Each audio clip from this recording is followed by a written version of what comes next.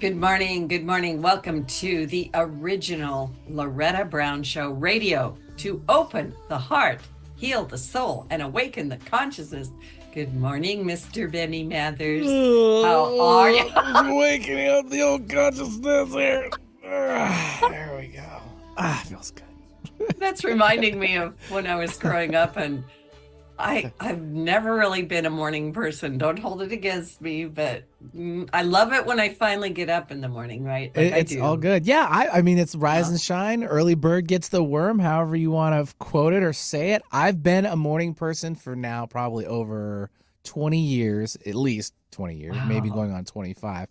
Just never had any. I mean, I've done the overnights, the evenings too. Wasn't never my thing. I am just an average. I have a lot of energy in the morning. I guess it's good for me. And I like it. Yeah, yeah, Hmm. yeah, it is good for you. I was remembering that okay, so if my dad would come in and he would flip the light on, like time Oh, to get up, yeah, right? And yeah. if you didn't get up, the next thing was he pulled all the covers off, right? Now, Which so that's really just got me mean. up. That's just Yeah. mean.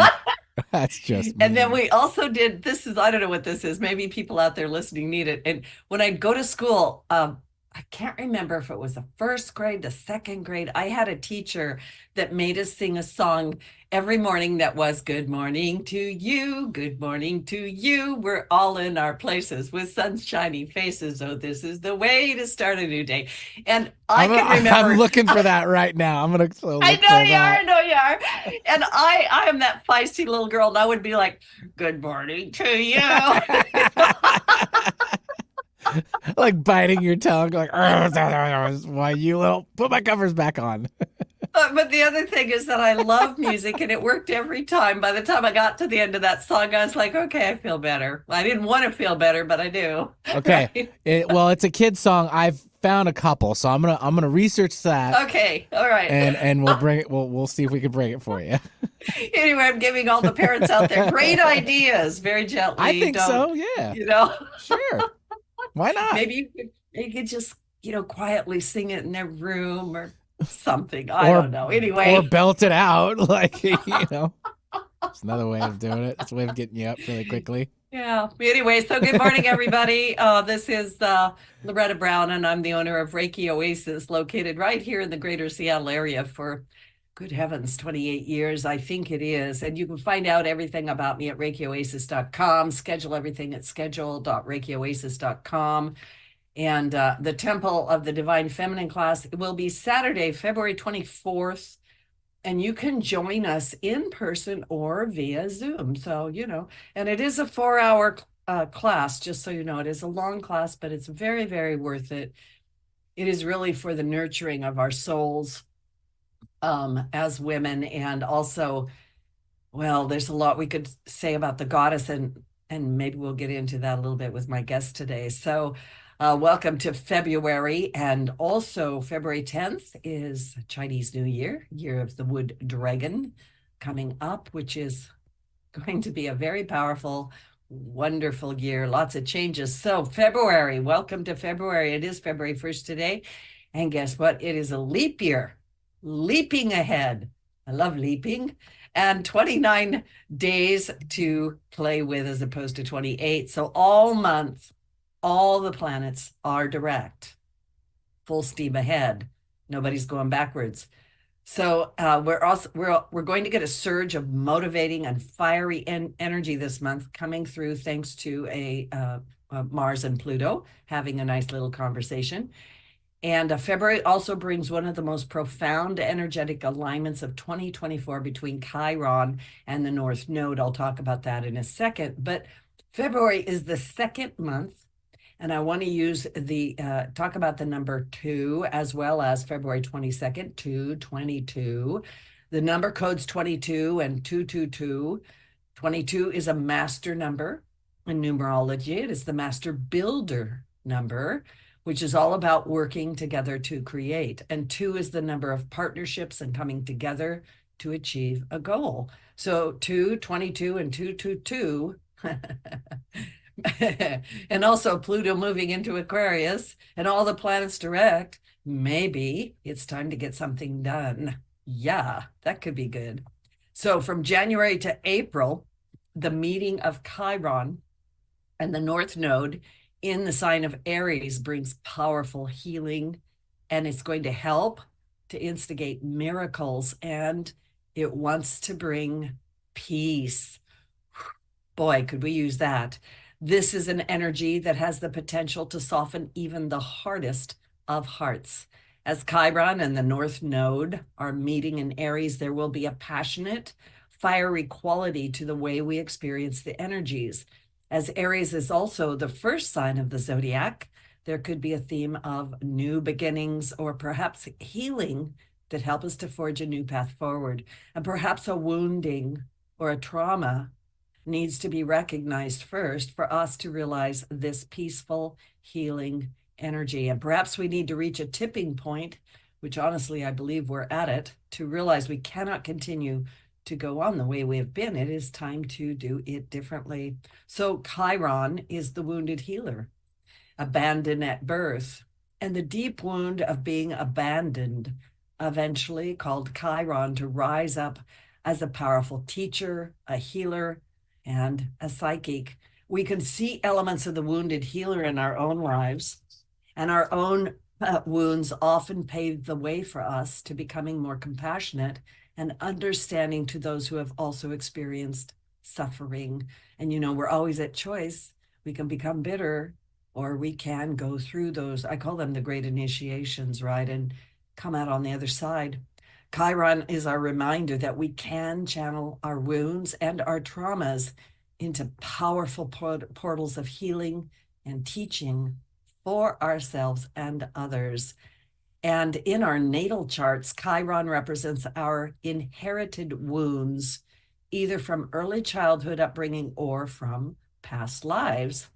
Ooh, and what we have come here to heal. So the North Node is a mathematical point that is calculated between the sun and the moon.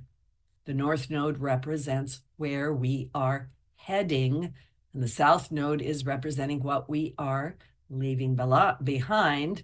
And so the North Node is in Aries. It can be our future and what lessons or themes are destined to lay ahead of us, the direction of our soul path, what lessons or themes we have come here to master. So it's a good thing to look at it in your chart if you've not done it.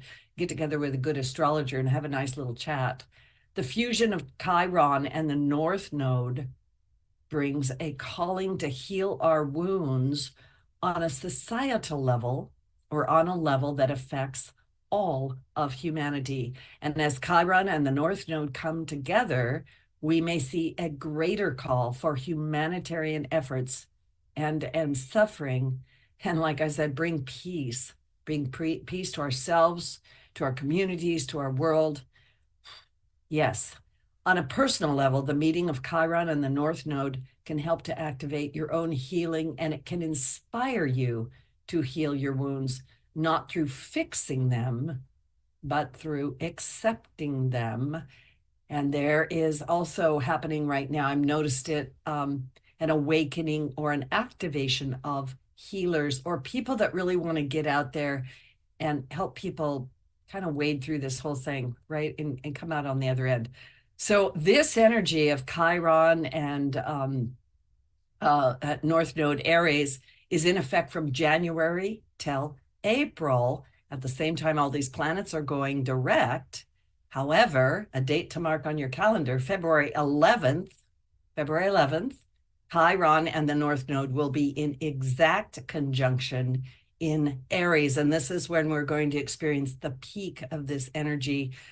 There might be miraculous healings. There could be some sort of path to peace being forged. And like I said, because it's got Aries, it could be strong and fiery and passionate, and it could just be, revealing something that really needs to be healed. It could be an activation point in order to draw our attention to it and get us to attend to it, right?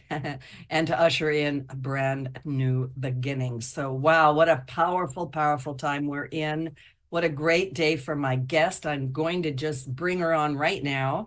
And I always like to lay out the energy because there is a direct connection between what is happening and when the guests appear on my show. And even if you listen to these shows later, those energetic connections are important. So my guest today Woohoo! I feel like, yes, finally we're there. She's been waiting in the green room, having a nice little cup of tea or something. And my guest today is the amazing Dina Miriam, a woman who literally defies definition. And every time I talk to her, my heart is thrilled and I'm joyful, and I'm so glad for whatever that is. So Dina is an author, a storyteller, an activist, the founder of the Global Peace Initiative of Women, among other accomplishments, many accomplishments. Dina writes books that may be different from anything else you've read. These stories are unique memoirs that cover the journey of a soul through several lifetimes. And I'm noticing your books are weaving together. As with all of Dina Miriam's books, To Dance with Dakinis in Search of Self is a study of the universal law of cause and effect, and how events in our life, our deeds, thoughts, and reactions impel the process of rebirth. Fascinating. For over 40 years, Dina Miriam has been a student of Paramahansa Yogananda and a practitioner of Kriya Yoga meditation. She is also a long-term student of the great texts of the Vedic tradition, and she is the author of My Journey Through Time, The Untold Story of Sita, When the Bright Moon Rises, Rukmini and the Turning of Time, and To Dance with Dakinis. And if I know you at all, I know you're working on more stuff. Keep it coming, lovely lady. It is so wonderful. Welcome to my show. Good Thank you, Loretta. morning. That was quite an introduction, but I also loved your astrological analysis because it's something that I've been following. And we've got Pluto going into Aquarius, which is sort of like a long-term situation. So there's a lot of potential here for movement. Yes, there is. And I was thinking when you were talking, because I've been talking, last year Pluto danced back and forth between Capricorn and Aquarius, and now it's in Aquarius. It'll go back into Capricorn in September until after the second week of November, after the elections. And then it will go into Aquarius for the next 21 years. So dancing, dancing, It's dancing. dancing. Yeah. The I whole thing hope is dance. I hope it's dancing with dakinis. I don't know. We'll have to see. We'll have to see. Yeah. Oh my goodness. So where do we begin? Where do we begin? Let's just fill in a little gap for perhaps people that don't know. And I do want to remind people that Dina has been on my show before, and every time it is amazing. What was the first book you wrote, and really how did you get into writing these books?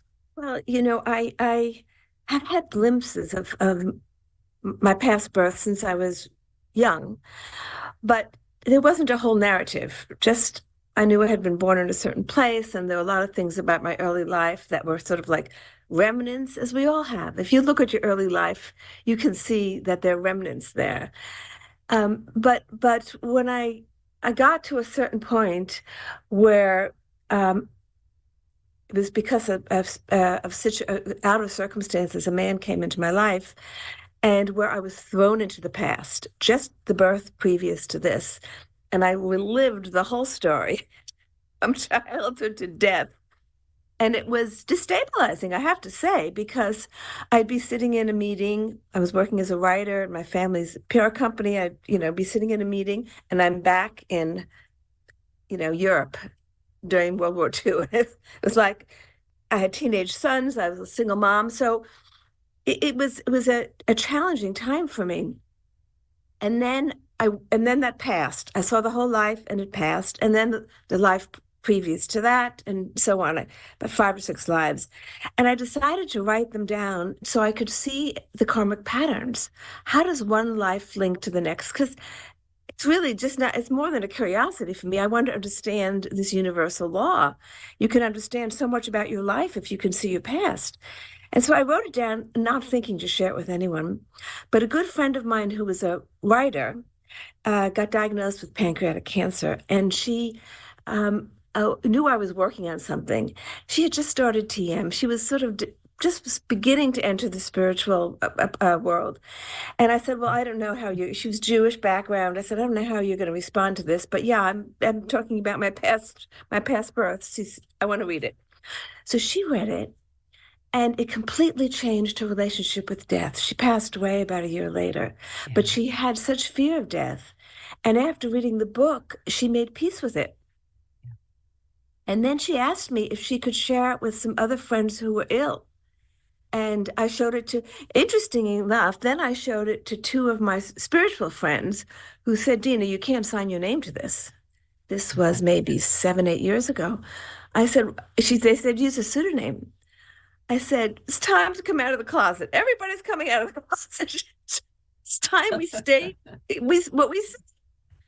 So I did, and I had two. They said to me, because you're working in the interfaith world, it's going to make you seem a little off, in the deep end. And I have to say, when I had my first experiences, I was married, I was divorced, but I had been married to a psychiatrist, and Oh. so I did question myself. I didn't know, how do you know this is real? So I actually was like a detective. I went to the places that I saw. I went to the place that I saw her died. I went to the place that I saw had been my birthplace. And I confirmed things that I was seeing. I only did that at the beginning because I had to know whether to trust what I was seeing. Now I totally accept, and I think that there are ways to know.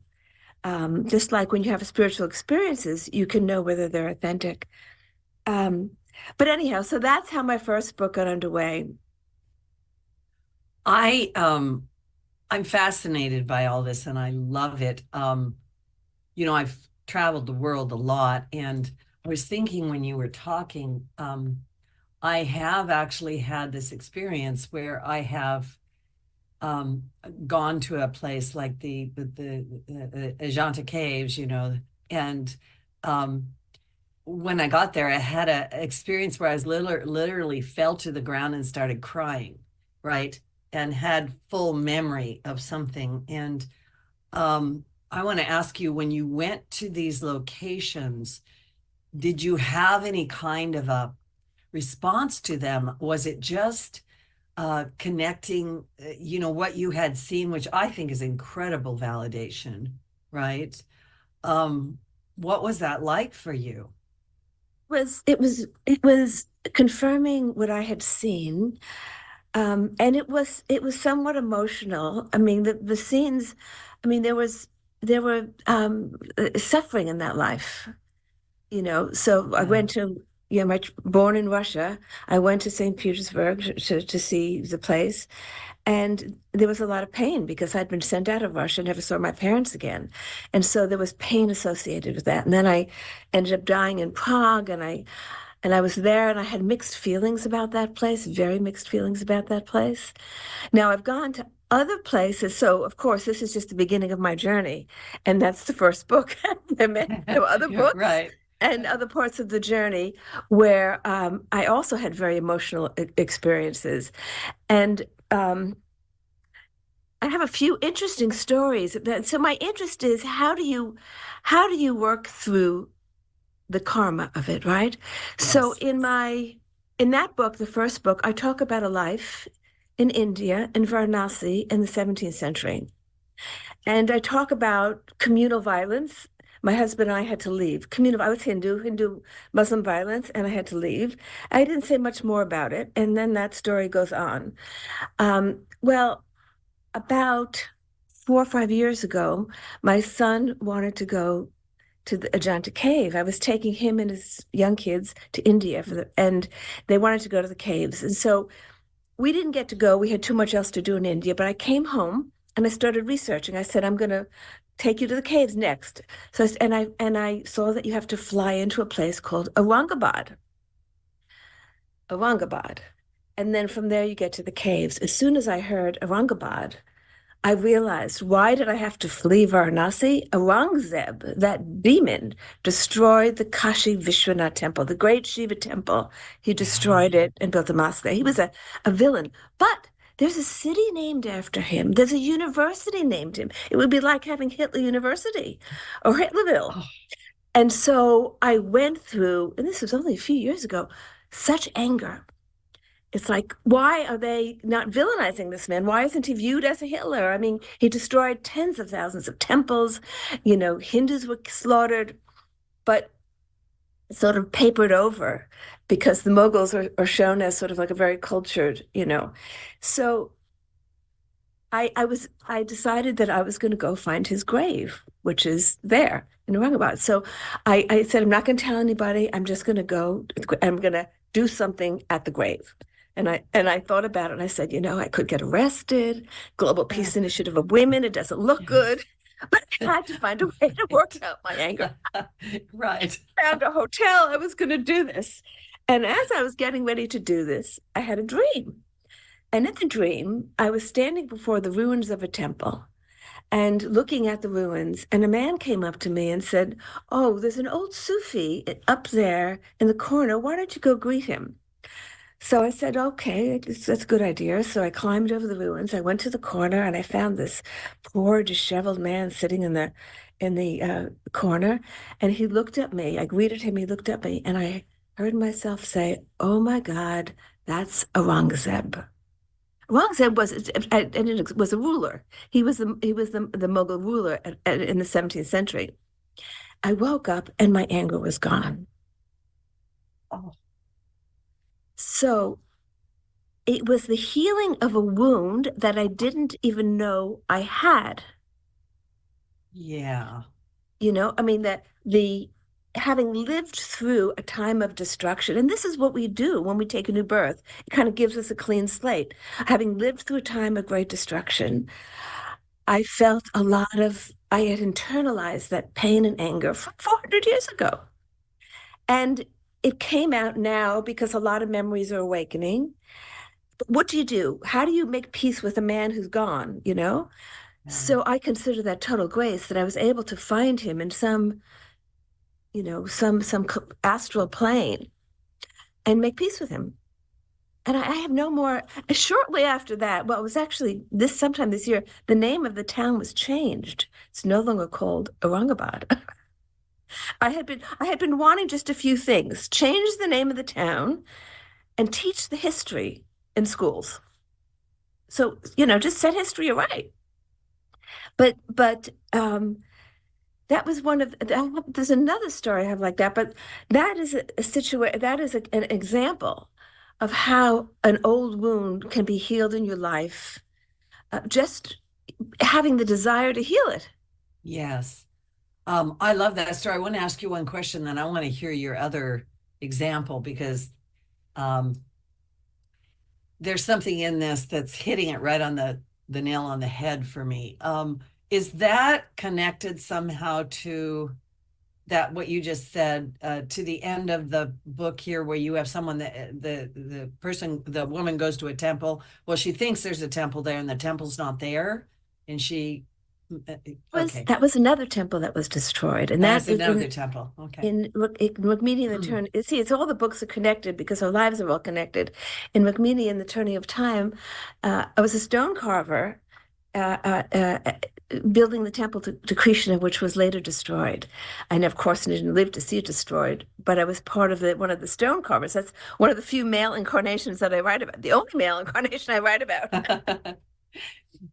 Yeah, I'm being with this weaving of the threads of time and also these connections forwards and backwards. Um, uh, there's, when we realize that we are time travelers or we have lived many lives, however you want to say it, and it starts to bring to me a deepness or a richness to an understanding of what is our life all about. And like you said, how do we work through the karma of these things?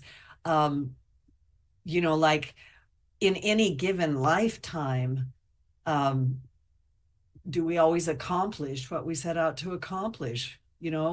Are there things undone, that need to be carried forward into some other time, like especially interactions with people, right?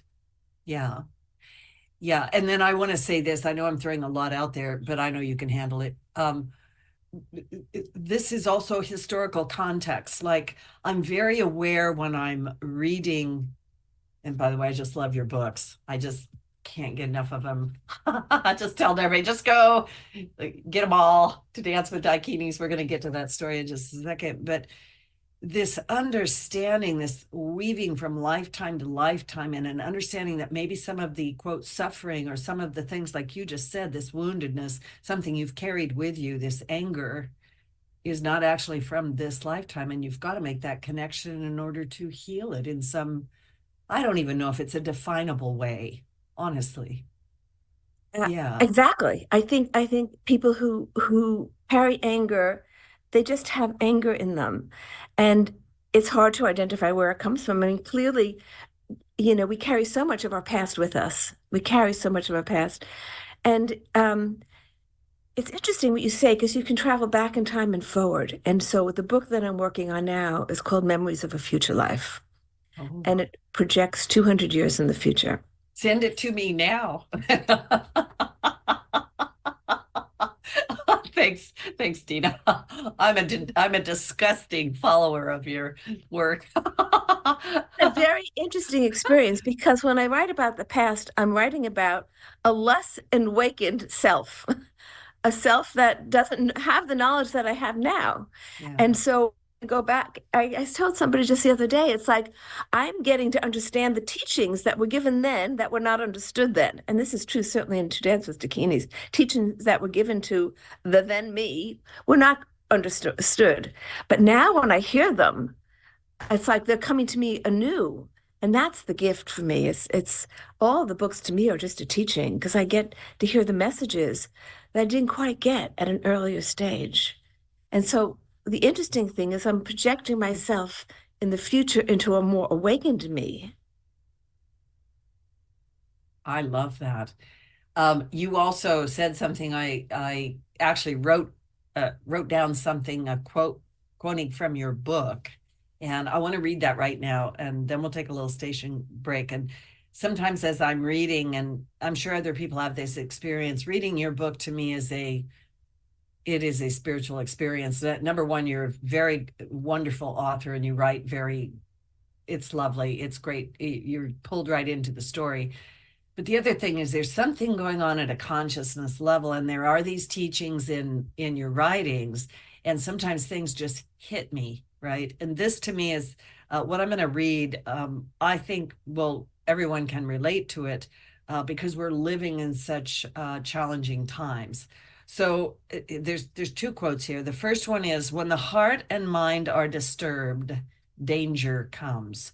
Do not be affected by the confusion in the minds of others, and be grateful for the gifts you receive. That's the first one. And the second one is, anger is born of thwarted desire and unmet expectations, but there is also the appearance of anger that is born of compassion and is not really anger at all, but rather a fierce determination. Only that can bring a beneficial result. Fire is needed to burn away dross, but in the burning of that dross, there is joy, great joy at the prospect of the freedom that will come. Yeah. So you can ponder that. We're going to take a little station break. And oh goodness, please do not go away. This is Loretta Brown, my wonderful guest today, Dina Miriam. And she has written a lot of great books. We're going to get into her book, To Dance with Dakinis, when we get back, and then any comments she wants to say about those quotes.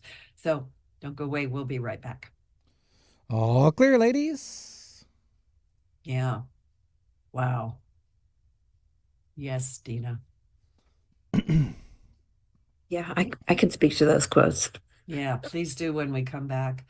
I really mean this. I read your books and I am activated on the inside in a almost a compelling way, but in a very useful way. Um, the tiny little vision that people have of their existence, their little myopic vision, right? I think is the source of so much suffering. Absolutely. And that's all I hope to do is get people to understand that they're forever. We always were, we always will be. Done at a distance? It's true. And So let you Reiki know, there's so Oasis much fear of focus death, powerful energy to help relieve your which is stress, unnecessary. grief, sadness, I wrote that anger, down. I really and want to so much bring more. that forward too. Convenient, I've had personalized so treatments many at a people distance experiencing can death increase lightness of being. that, During your appointment, and find I a know quiet that place to Pluto- lie down or sit to receive healing energies. If Thanks, you want help Pluto. with your Pluto's really dis-ease, bringing it. visit ReikiOasis.com. Harness life's Transformation. energy. Visit ReikiOasis.com. It's what we need now, today. though. I mean, there's no getting around it. Yeah. All families are I'm different, just going to breathe. with and you some for a have moment. parents I'm just- or children Yeah. with little to no eyesight. But this doesn't stop them from sharing the work, play, love, and laughter of family life. Eyesight doesn't define a parent, a child, or a family. What counts is being together. Want to learn more? There's a lot going Visit us on the isn't web there? at blind.org. The National On the Federation of the external Blind. plane, and on the Live internal the life plane, but you we can want. use the, we can Alternative use these Talk opportunities 1150 for growth, online at 1150kknw.com. to expand love and wisdom. Ready to come back? Love and- yeah. Yes. we All are. right, stand by. My love vibration and I'm dancing with myself. Dancing with myself. Dancing with myself. Welcome back to the original Loretta Brown Show with my great guest, Dina Miriam. And just to remind everybody that these shows are archived and you can download them and listen to them free over and over again at the archives for KKNW 1150 AM, the original Loretta Brown Show. And also we're on iTunes, Podcast One, Spotify, X, Megaphone. Oh, I'm sure I've left something out. YouTube. We're all over the place, and please check it out. And also go back and look at the other interviews with Dina Miriam. And so, Dina, welcome back to the show. Yeah. Before the break, I read some quotes from your book. Do you have any comments about those? No, but this was an interesting is an important teaching, actually, is the issue of anger, because when we have, yes, anger comes from thwarted desires. Things are not the way we want them to be. We're not getting what we want. Yeah. And so we get angry about it instead of realizing that we have exactly what we need, that everybody has exactly what they need for the next stage in their unfoldment. And yet we want certain things, and it's dealing with our wants that we have to address that.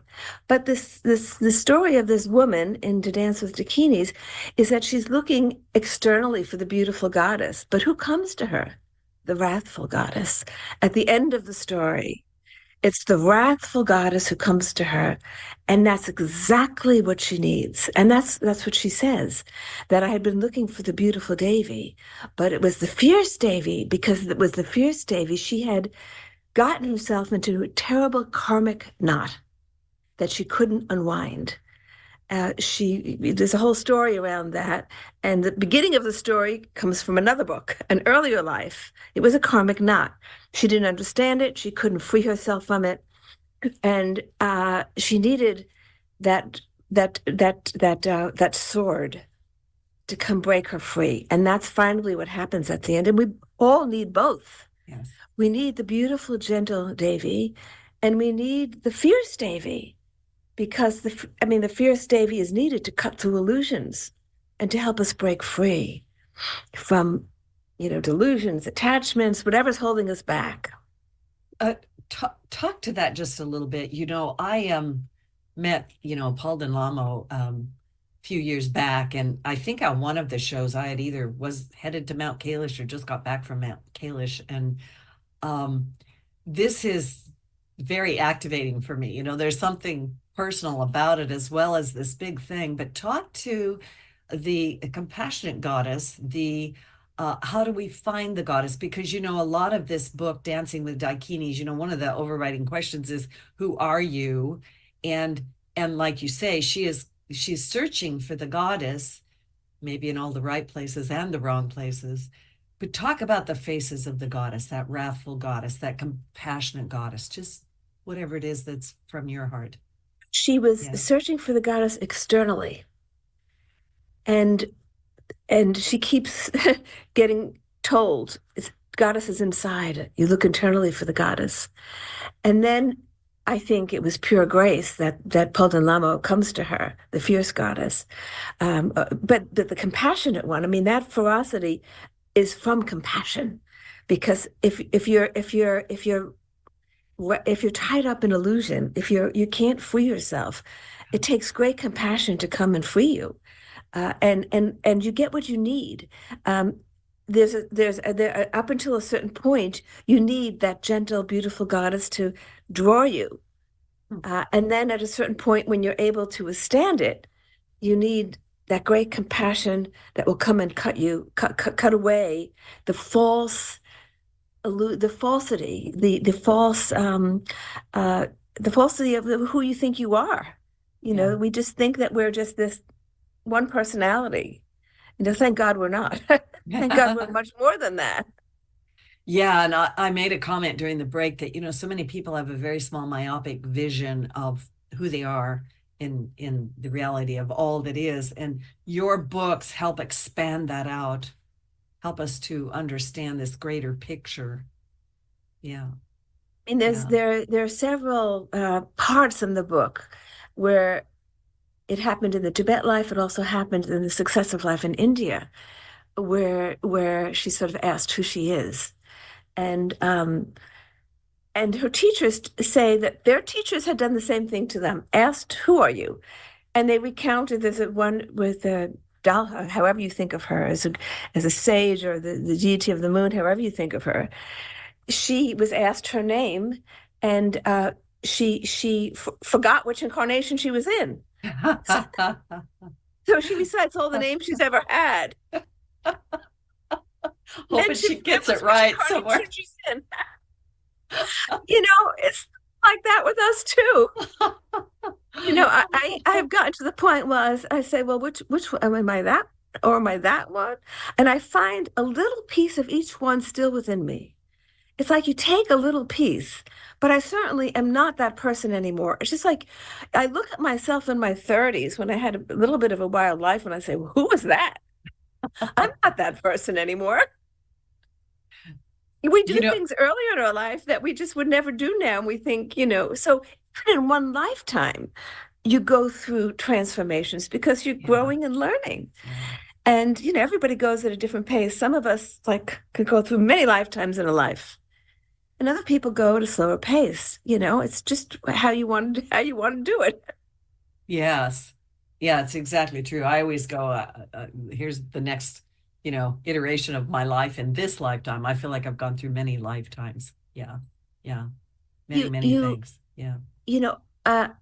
Ultimately, so I begin in the introduction in my new book that I'm working on, saying that there is no time. Time is a creation of the mind. In order to conduct a life, you have to have a lineal framework, and so we create this framework. But if you can go into the past, you can go into the future as well. And so it's a tricky kind of thing. I'm sort of experimenting with this whole thing, but I can see the threads of my current life that I will take and that will need to be worked out. Yes. There are definitely things that I did earlier in my life in terms of relationships when I was a little bit less aware that I will work through in the future. And so there comes a point in your life when you're not so much working out stuff from the past as sort of laying the foundation for the future. Yes. Yes. And I want to point something out to the audience. I will boldly say this. These books are about your previous lives, your soul, right? And as they go back and forth, as you read through the books, they do weave back and forth. Like I said, I kind of said, oh, that's in the first book. I think that soul comes back as this other person. Do we, this is kind of a broad question, do we reincarnate with the same souls over and over? Do we incarnate with other souls? How does that work? I think it's both. I think we definitely and you know those strong friendships that we have, especially the ones that we make early in life, they're definitely sort of like pods, you know, relationships. But I have found that there are people in my life from my close from my just birth previous to this, and then there's some people from further back that had unresolved, the things had not been resolved. And so I think it's which is makes it so complex. It's like the rational mind can't grasp it. When you stand back and look at the whole picture and you look at the interweavings. I mean, in my first book, My Journey Through Time, I talk about a life in Africa, a child who was taken into slavery, taken across the sea. Well, I end up meeting him in my next life. And he's not just by chance. He becomes a leader of the underground movement to free the slaves, a very dignified, noble man. And by chance, I'm a white Southerner. This is 2 lives back, and I happen to meet because I'm helping to fund his work. And this was a child who'd been stolen into slavery. And when I saw that, it's like, my God, how magnificent it is. You can't see it if you just see one life. But if you can see how things work themselves out, well, it's like even in Dance with Dakinis, the story previous to the Tibetan life is one in medieval France, where she meets this monk who she falls in love with, but can't be in a full relationship with. Well, they marry in Tibet. They both get reborn in Tibet, and I shouldn't give away the story, but a little teaser is good, right? But when you see that, it's like, oh my God, there's really nothing to worry about, nothing to have angst about. You don't get to be with your beloved in this life. Well, it's going to happen. It's got to. It's like the law of attraction. Yeah. and so, but we know that our past has created our current conditions, and we are now creating our future conditions. It does make you think, well, I should live more mindfully.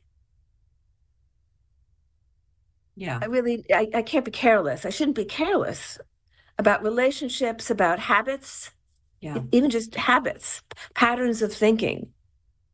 Well, you bring out, cause and effect, or how one thing leads to another.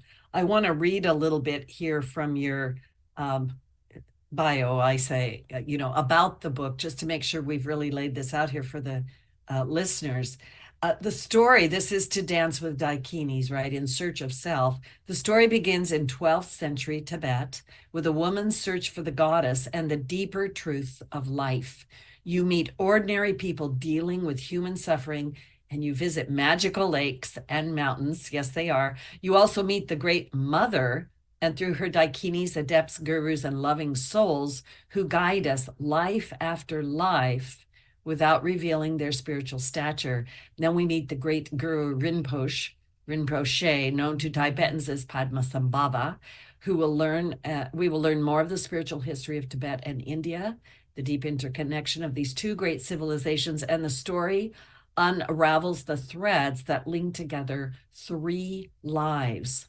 Through a crisis that Padma, our main character, encounters, she's led to a master who helps awaken memories of her previous life in medieval France and an earlier life in China, during which events were set in motion that led to the crisis she now faced. Yeah. So it's all tied together somehow, isn't it? It's all tied together. And at the end of the book, so the third life is in India as a very, very poor woman, from and yet born to two saintly beings. And there's a lot of destruction going on, and she's very frustrated that what can a poor village woman do? Her next birth is as a princess, a Rajasthani princess. And her story is told in my first book, My Journey Through Time, where I tell the story of this young princess who gets married to the son of the Muslim ruler. She meets him. He's also just an ordinary guy, a Muslim guy that she meets, and he's formed an attraction to her, but there's no way she's going to marry out of her community. And so she rejects him. but he can't get her out of his mind. And he says, I'm going to marry you. I'm going to marry you. She says, yeah, sure. Right. Bye. But he pursues her. And they do. And so how can you understand that? When I was writing my journey through time, I hadn't seen that previous life. I hadn't seen it. So it's like I'm also filling in it's like you've got this big frame and I keep filling in pieces of the puzzle. I look back and I say, a poor village woman then becomes a princess. Well, how beautiful is that? Yes. How are you pulling these pieces together, Dina? Because I understand, I feel like you're divinely directed here, but I'm just going to say this, please correct me if I'm wrong. This sounds to me like it is it's probably a part of your practice, a part of your life, and the memories are coming back as they are required to come back. I can't force it. Right. And so I have to wait. And often it's through my meditation. I have always had a disciplined meditation practice in the morning. I'm a morning person. And after that, I write. Next life, morning person. A morning person. Well, it doesn't matter. Some people can stay up till midnight, and that's the most creative time. But, it's like I have to just... and sometimes it's like a floodgate. I mean, usually when I'm in the middle of writing a book, and I never know what's going to come next. Is there going to be another book? Often as I'm finishing a book, I begin to another opening. It's a portal. Something opens, and things just come through. And I have in every room of my house a pad and a pen, because I'm always afraid I'm going to lose the thread. By my bed, there's a pad and a pen, and I'm jotting things down all the time because I hear things. I hear things and I see things. It's like I'm watching a movie, and I know which character I am. And people have used that analogy. This is like a movie, this life. It's like a play. You keep changing, and the actors keep changing. If you love an actor, you keep following that actor into all the different roles. You just like that actor, and you've seen them do all kinds of things. That's the way we are. And if we can have that perspective, everything changes. Yeah. You're doing your work that you've come to do in this life, and you want to do it the best you can. Yeah, I'm also being with this connection back and forth. There's something I want to bring out. I want to talk about the connection to the earth.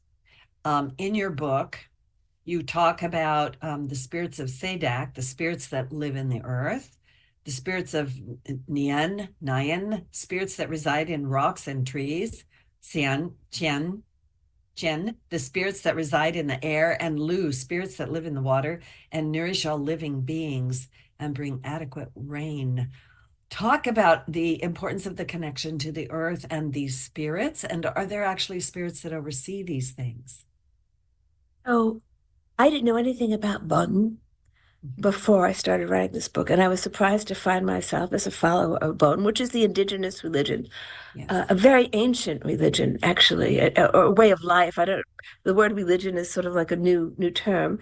But when I was writing that, and I thought, well, the spirits of the air, when they're not honored, they carry disease. I was writing this during COVID. Yes. And I thought, well, isn't that what's happening now? The air is carrying a disease to us, and look at our polluted cities. We're not honoring the air, the purity of the air in any way. I mean, we can't even get proper curves on the emissions, and the spirits of the water are not honored. There's flooding. Yes. So I look around and say, we don't think about this today in our world. We don't connect flooding to anything. We don't connect, fires to. We don't connect anything to anything. We just see it all as independent phenomenon, but nothing is independent. Everything is connected, and it all has to do. The other thing that I think I need to emphasize is the power of the mind, the power of our thoughts. Yeah.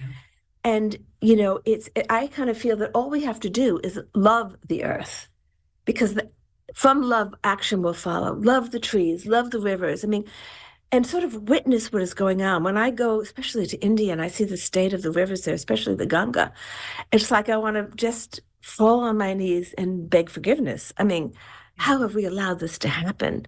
And it's in all of our rivers and our oceans. Can I tell you a brief story of something that Yes. happened to me a Yes. few years ago? I had come from a meeting in Japan where there was a man from the Dominican Republic who talked about the whales and how they come every year at a certain time, put their noses to the ground and sing a song to the earth. And that song is carried thousands of miles through the ocean. He told me this, and I was going right after that to the UN climate conference, which was in Poland that year. So I left the meeting, and flew to Paris to get to Poland. And I'm in Paris that night, and I have a dream that I'm standing at my apartment. I have an apartment in the city overlooking the East River in New York. And I'm looking out the window, and a giant whale swims up the East River, stops in front of my apartment, looks up, we make eye contact, and I said to the whale, "I hear you." I woke up. The next day, I'm at the climate conference, and I say to myself, I think I just agreed to represent the whales here. And so I went to all the sessions I could on the seas. Not a one mentioned animal life. It was all about how it affected human tourist assets. If with the seas rising and all that, what is it going to do to the tourist locations? And I was like flabbergasted. It's like, well, how did the whales get a voice here? It's like that has stayed with me. This is 4 or 5 years, just before COVID, Wow. stayed Yeah. with me. And then I had another dream about a whale over the summer where I was saved by a whale. And I woke up thinking, the whales are going to save us. We save the whales are going to save us. And around that time, 45 whales around the New York area were killed. And a whole group of whales beached themselves in Australia. Yes. And the younger ones were put back into the sea. They beached themselves again. It was like a collective suicide. Yes. And I said, is anybody listening? Is anybody listening to what they're trying to tell us? And now they're talking about China is moving ahead with mining under the seas. We don't even know what that's going to do. In addition to everything else, we don't know what that's going to do. So what can one person do? I don't know one person. All I know is mentally, I tune into the whales. I say to the whales, I hear you. I'm with you in terms of my energy and my love. And it's with the trees. That's what we can do. I think it's our love and our attention more than anything else.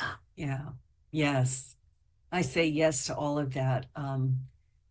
Interestingly enough, I have a Bon Buddhist teacher, right? And yes, I know how interesting. And I have been thinking a lot about the honoring or dishonoring of the water, the air, the earth. And I just have a question, and there's no answer to it. What if we just began right there? What if we just began with offerings? Just offer to the water. The water has memory. We understand the power of this. Some of us to a certain extent. What about the earth? What about the air? And the whales for sure, definitely. Yeah. So I feel the activation, I'm just going to say, within my own heart. And I hope people listening are starting to jingle just a little bit. Your books, I really mean it, have a consciousness expansion concept to them of what is this link to our past and our future. And what we do right here, right now, actually is not only for our past self, it's for our future self and for everyone else on the planet, to include all of the creatures, all of the animals, the plants, the whole thing. So yeah, I say yes to that. I say yes to all of that, Dina. I say yes to all of it. We unfortunately are like 1 minute left, which is ridiculous. Where can people find you? Final words, if there is such a thing, for today. The books are on Amazon. And I have a Facebook page, Dina Miriam Writes, one word, Dina Miriam Writes. And I do readings on that page every other month or so. And also for the Global Peace Initiative of Women, we have a website, gpiw.org. And that's, we have a lot of online programs now. We're not meeting so much in person. But I just want to endorse what you said about rituals.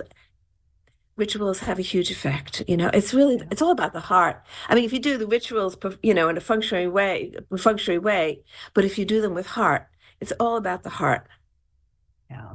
So thank you so much, Dina, for being on the show today. So much love from my heart to yours. To all the listeners, please, Dina Miriam, to dance with Dakinis in search of self. And to all the Dakinis, love. Much Thank love. you so Yes. much. Thank you. And Benny, you're the best. Thank you so much.